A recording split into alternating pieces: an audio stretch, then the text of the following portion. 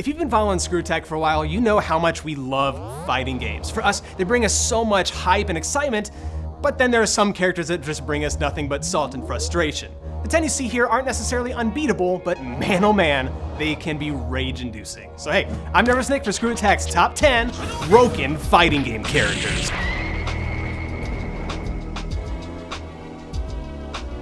Number 10. Killer Instinct has never been a super execution-heavy series, but even then, why is Cinder such an easy character to play in the original KI? Not just easy, but rewarding too. Not only does he have one of the most famous infinite combos in fighting games, but he's got another combo that ends up stunning you, letting him rinse and repeat until you lose. Oh, also, he can turn invisible. You know, just for good measure. Cinder was such a problem in the arcades back in the day that Nintendo actually had to patch KI just to take away his infinite nonsense. Yes, behind the times Nintendo patched a game in 1994 by sending technicians out to all 17,000 arcade machines just to tone Cinder down. I love it! A Man on Fire did more to modernize Nintendo than competition from Sony and Microsoft ever did. Number 9. Lover or hater, IBUKI will forever be one of my very favorite Street Fighter characters. Back in Street Fighter 3 New Generation, she was the first fighting game character I ever made. But I'll call it like I see it, this character's broken. I can't think of too many characters who have ever had a one-button infinite, but here's IBUKI comboing Elena with nothing but a standing heavy kick.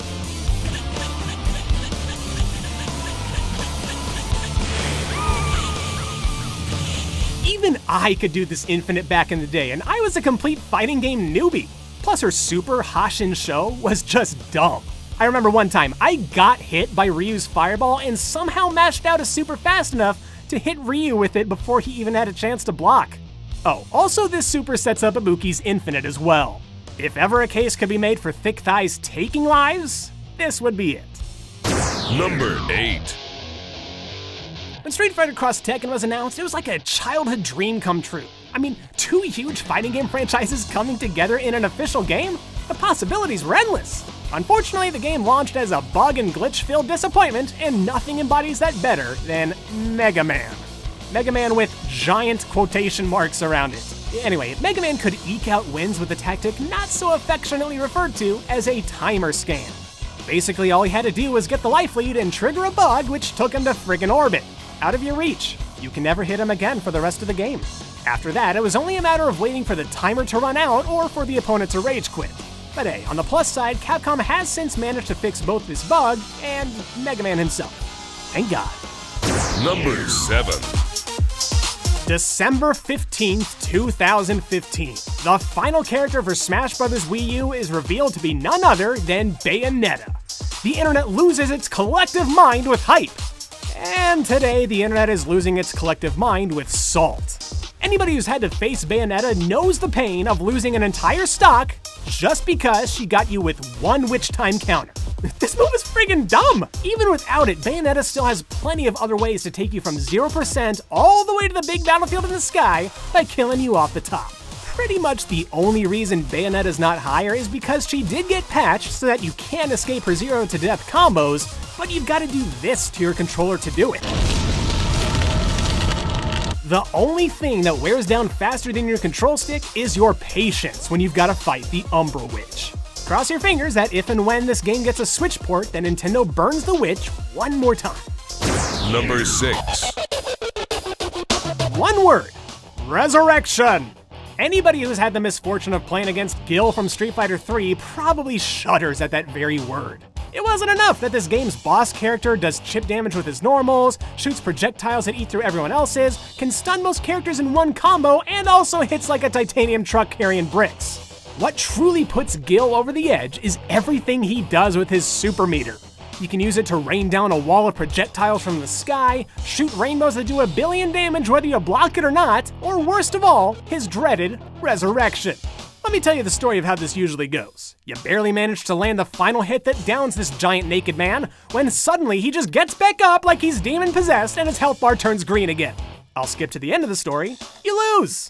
Hey, at least he's banned by default in Third Strike Online Edition. Number 5. How can you talk about broken fighting game characters without bringing up the all-time classic, Akuma from Super Street Fighter II Turbo? You want to know what an overpowered fighter looks like? Behold, the quintessential textbook example! We all remember experiencing the nightmare that was the hidden boss Akuma, so when it turned out that the version you could play as was toned down, everybody said, "Oh, thank God!" But he was still too powerful.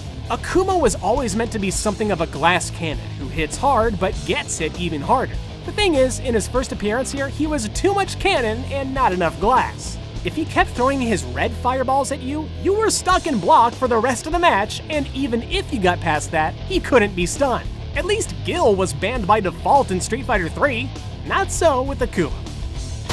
Number 4. Something that makes Marvel vs. Capcom games so appealing is the idea that everyone is cheap. That's such a huge reason why these games are so fun. And yet, for most people, Dark Phoenix managed to suck the fun right out of Marvel vs. Capcom 3. Phoenix may have the smallest amount of health in the game, but if she dies while sitting on all 5 hypermeters, oh boy, are you in for some bullcrap! Reborn as Dark Phoenix, her speed and damage output both get a huge boost, and since her teleport can appear in front or behind you, you basically have to guess which way to block. And then, on top of all that, if she triggers her X Factor, she gets even faster and even stronger until she's a nigh unreactable powerhouse that can undo all your hard work in just a few combos. I haven't played this game since 2013, and even though I was never very good at it, this character is still a big reason why I quit. Number 3. Bayonetta may be the modern-day controversial Smash character, but not so long ago, that dishonor belonged to Meta Knight in Super Smash Bros. Brawl.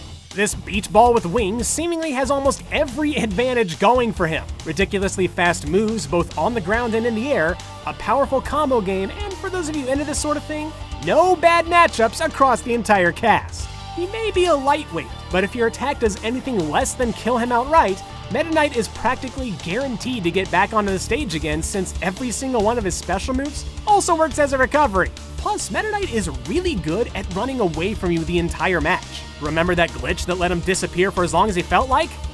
Yeah, not so fun for everybody else. Fun fact, because Meta Knight is such a stupidly powerful character, he's the only one in all of Smash who is nearly banned from all tournament play. And in hindsight, he probably should have been. Number 2. You know a fighter is bonkers if they're banned from tournaments without being a boss character. And if you've played JoJo's Bizarre Adventure Heritage for the Future, you can see why this exact thing happened to a little bird called Pet Shop. This freaky falcon is small, hard to hit, and loves nothing more than shooting you with giant icicles that lead to tons of damage. Pet Shop is so hard to keep track of because he's all over the screen in this game, and he's so strong that he can even take JoJo himself from full health all the way to death in a single combo. Golly, man, I just want to smash his little bird face into pieces until it shatters! Oh, yeah, just like that. It's number 1. If you're watching a Screw Attack Top 10, you must understand that if it's number 1 on the list, it is the answer. Ladies and gentlemen, let me personally introduce you to the number 1 most broken fighting game character of all, Ivan OOZE. How about taking another quack at it? In Power Rangers Fighting Edition on SNES, this character actually flies around the arena the entire game, all the while shooting you with columns of lasers and projectiles that, get this, home in on you. Even if you somehow get in close on him, Ivan OOZE's aptly named Invulnerable Strike has, well, obvious advantages. It's true that he literally can't block, but with moves like these, why would he need to? On top of all of that, what if I told you that you can't throw him or hit him with low attacks? That means half of your basic offense is completely worthless against him. Picking the best character in a fighting game doesn't usually mean that you're going to win automatically, unless you pick Ivan OOZE, in which case you will win every time. For secret number 11, we're going back to Smash one more time for the Ice Climbers.